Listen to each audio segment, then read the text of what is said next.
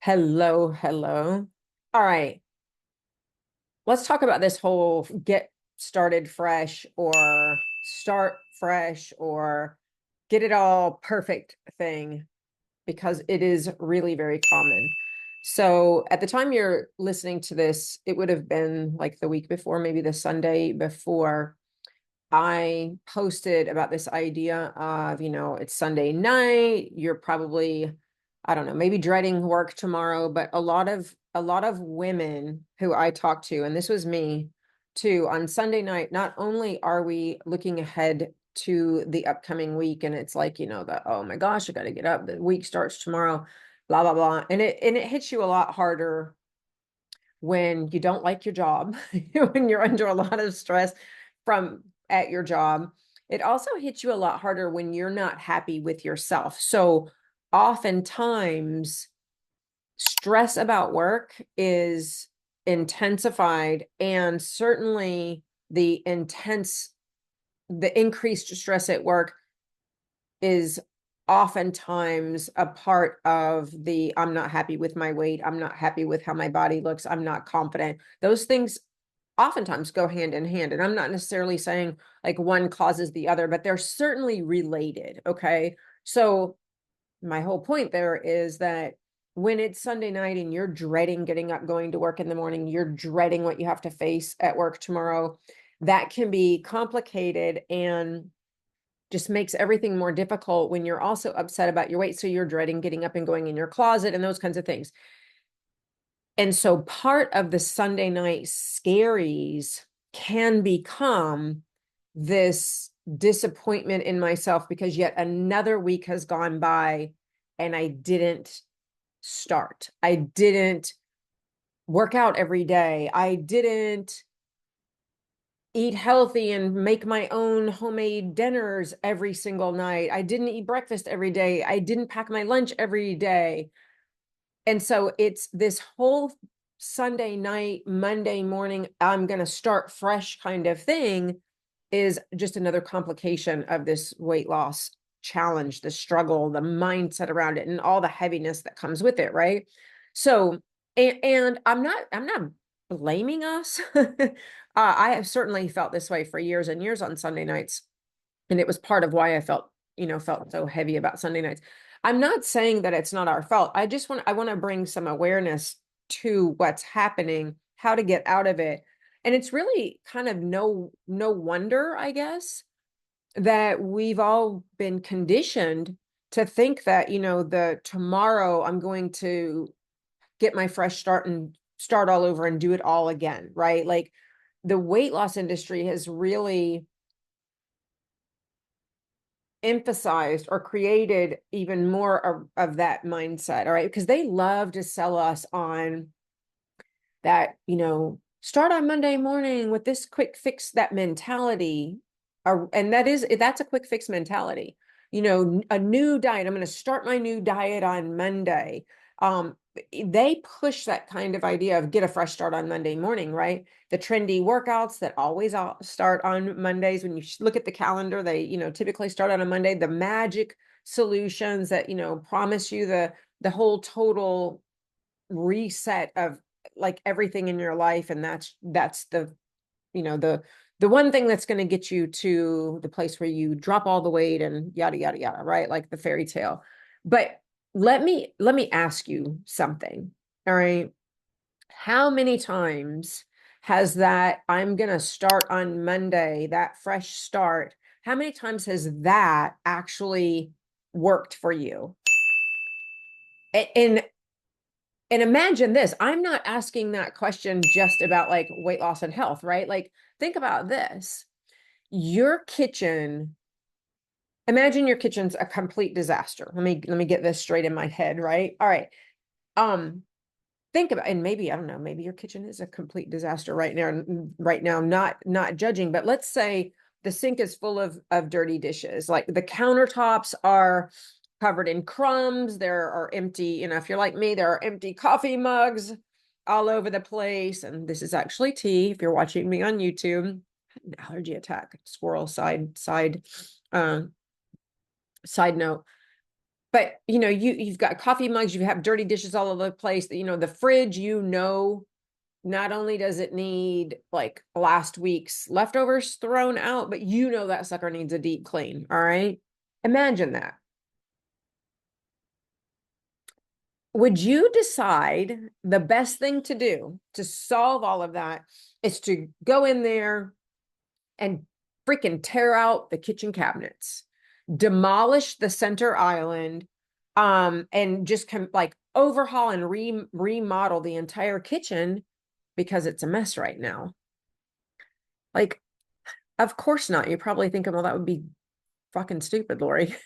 Well, not only is it ridiculous, you're right, but it's unrealistic. You don't need a sledgehammer to solve a problem that a sponge and a little elbow grease can handle, right? I mean, you'd start small in your kitchen. You'd go, rinse the dishes, maybe load the dishwasher, wipe the cabinet down. Maybe you'd go just throw out the old leftovers. The idea of like overhauling it all in that situation would be laughable to you, right? And I mean, potentially even dangerous. Now, when I say that, it sounds so absurd. It's like, well, how is this making any sense and what does it have to do with anything? Well, the reality is that you wouldn't go in and destroy your kitchen with a complete remodel just because you didn't clean up after dinner last night. But that is exactly what we try to do in our lives sometimes. I mean, think about it. Like, we get overwhelmed by what is not working, and we decide the only solution is to scrap it and start over completely, right? But how many times has that kind of an overhaul it all approach really led to any kind of lasting change? I mean, not often, right? And I wish that someone had told me this and talked me kind of through this logic years and years and years before I got to this mental space, because it is truly one of the linchpins on understanding what it took for me to drop that weight and never have to go back. Like, I did this overhaul it all kind of thing approach in my life, particularly with weight loss and health, over and over and over. Every time you like start on Monday, you start a new diet and you decide you're going to be like really good, this is what you're doing, right? And it never ever works, because lasting change in any area, lasting change does not come from striving for perfection or chasing the next fad or buying the next pill or product, whatever it is. It comes from something a lot smaller, like minuscule compared to that, and something that's much, much more powerful. And truly, here's what I've learned around this. And I've seen this over and over and over again with the women that we work with. Long-term change is not about doing more. It's actually about doing less in a lot of ways, but doing it strategically and consistently. It's about the small, sometimes invisible or imperceptible decisions that you make every day, like choosing to drink an extra glass of water instead of grabbing another coffee, in the morning, or saying, I'm going to go on that 10-minute walk at lunchtime, rather than saying, I have to go to the gym for an hour and spend an hour working out hard, right? Now, let me be clear. Women who are successful, I've seen, when I look back at all the women who are successful in our coaching program, they get this. This is a clear distinction that they make. And I think maybe it's top of mind right now because I recently did a webinar. At the end of the webinar, I offered a 3-day boot camp for women to get started. We talked about, what does it take for you to really get lasting change on the webinar? And we talked in like the big scheme of things. What does it actually take? What has to happen? But and that's great information. And I love, there were several hundred women who signed up for that webinar, and I love sharing information, but like that. But I also know that when I was in that place where the women who came to that webinar are, when I was in that place, I loved learning, but I also needed to know, like, how do I start? Like, what's the first freaking thing that I actually do? And so at the end of a webinar like that, I give the women, here's the first step. And the first step for those women is to do one of my short programs, 3 days. The one that I'm offering, or I offered for the Spanish, for the webinar, the women on the webinar, is this Banish the Bloat boot camp. And tons of women have had, literally thousands of women at this point have had success in my short programs like that. What they're doing is very simple. When they decide to take that first step and they do it with a short group like that with me, they feel like that's a real simple thing to do. Maybe you might think that something like that is insignificant, but it's not, because that short, simple, strategic, healthy way of getting a little step forward is doable. It's realistic. It is not the overhaul that I'm talking about that keeps you stuck. These women make one decision to take one small step for 3 days. That's it. And what happens is that adds up. Women who do that with me, and it's why I offer these short programs, women who do that with me begin to lay the first bricks of momentum on their journeys. They create that foundation for becoming the woman who naturally just takes the next step on their weight loss, health, and wellness journey. But that short one decision to take that one step, that short 3-day protocol with me, that was a critical first decision that then led them to the decision to take the next step and work on their longer term goals. I would say 80 to 90%. I need to figure this number. 80 to 90% of the women who do our 12-week program, our next level coaching programs, 80 to 90% of the women who do those coaching programs and get lasting results started in one of my short 3-day kinds of boot camp type of groups. Not because that protocol is a solution. It's not. I tell them that all the time. But that is, again, that one brick of the foundation, that one decision. It is not making up your mind or making a decision and committing to jumping off the Grand Canyon. It is not making the decision that you're going to commit for the rest of your life or even 12 weeks with coaching with me. But they can see where their foot's going to step down at the end of 3 days, right? So it just mentally, it allows you to do something, anything. And so when I give you an example, that was a really long explanation of this, but when I give you an example, like, choosing to drink a glass of water instead of grabbing another cup of coffee, and that's kind of one of those invisible decisions that adds up. I'm not saying that you're drinking a glass of water or going for a 10-minute walk is a solution.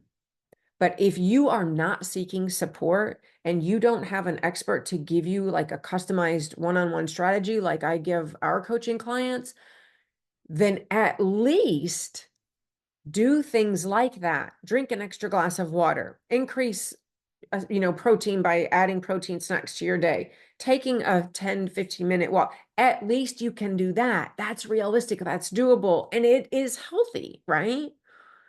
So those actions are not too simple. They're not too insignificant. They do matter. They add up. You can build on them, and they do create that foundation that can lead you to whatever your next step can be. Maybe it's drinking an extra glass of water today, and maybe next week it's adding in a 5 to 10 minute or 15-minute walk. And when you do these kinds of things, you become the kind of woman who do those healthy things, incorporate those new small steps without even thinking about it. And the most amazing part of all of this is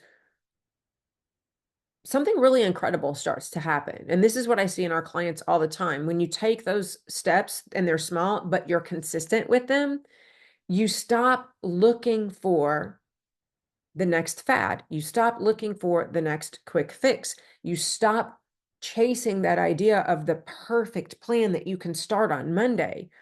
And instead, what you start to believe is that you have the ability to take control. You have the ability to put actions in place that are on your terms, that align with what you want and who you want to be, the goals you want to achieve. You stop feeling like you need to overhaul everything in your life every Monday just because you think that's what you have to do.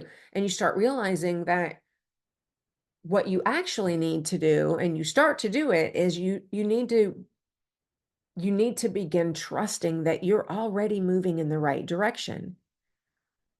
You're doing one step at a time that's realistic. And that is really a shift from thinking, what can I do to lose weight fast? Or what can I do to lose weight right now? What can I do to lose weight this week? You start shifting from that kind of thinking to, what can I do today that makes me feel really good in my body?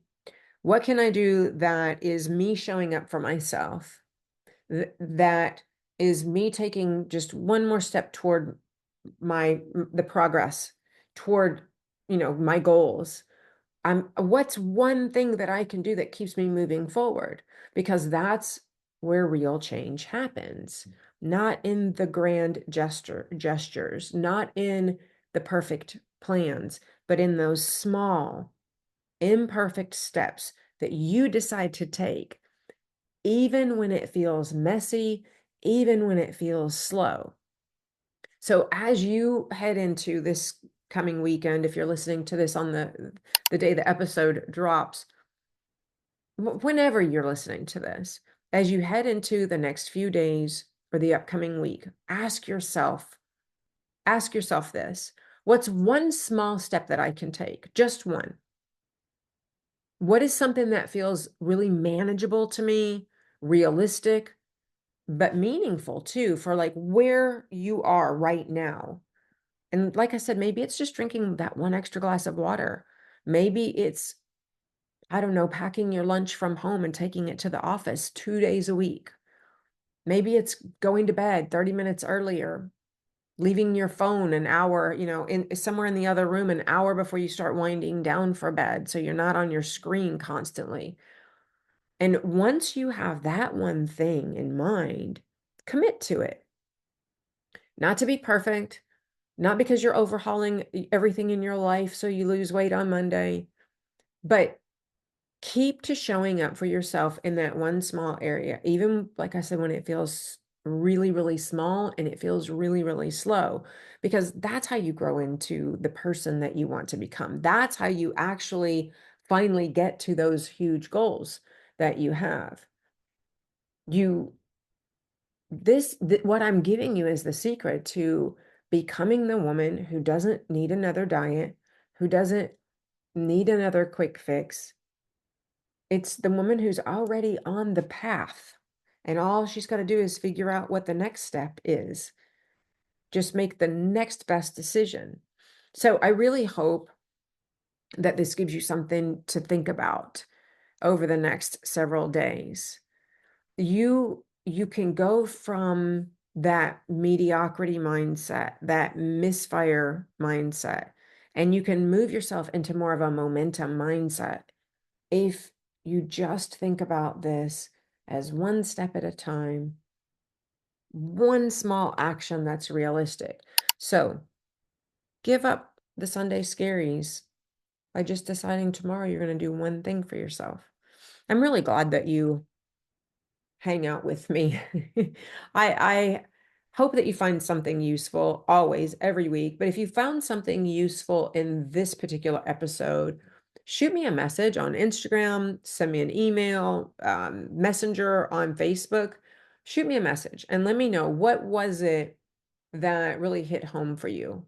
What stuck with you from this episode? And as always, rate the podcast, write a review if you would, and share it with women who you know who could benefit. If you're watching this on YouTube, like the podcast, this video, subscribe to this channel.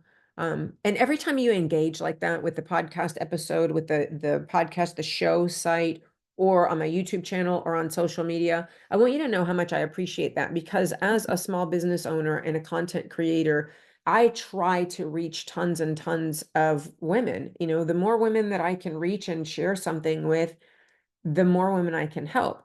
And every time, maybe you don't need my help. Maybe you just listen because you like these episodes, but maybe you would never, ever use any of the resources that I share or the short programs or any of my coaching, but you know someone who could really benefit from the tips and the strategies that I talk about, from the mindset that I share with you guys. So help me to reach those women by liking, commenting, sharing on social media, subscribing to the YouTube channel, writing a review from the podcast. And I really, if you want to take that extra step and send me a message and let me know that you did it, I would be so grateful and appreciative. I love hearing from you guys. Thanks so much, like I said, for being here, and I'll see you right back here next time.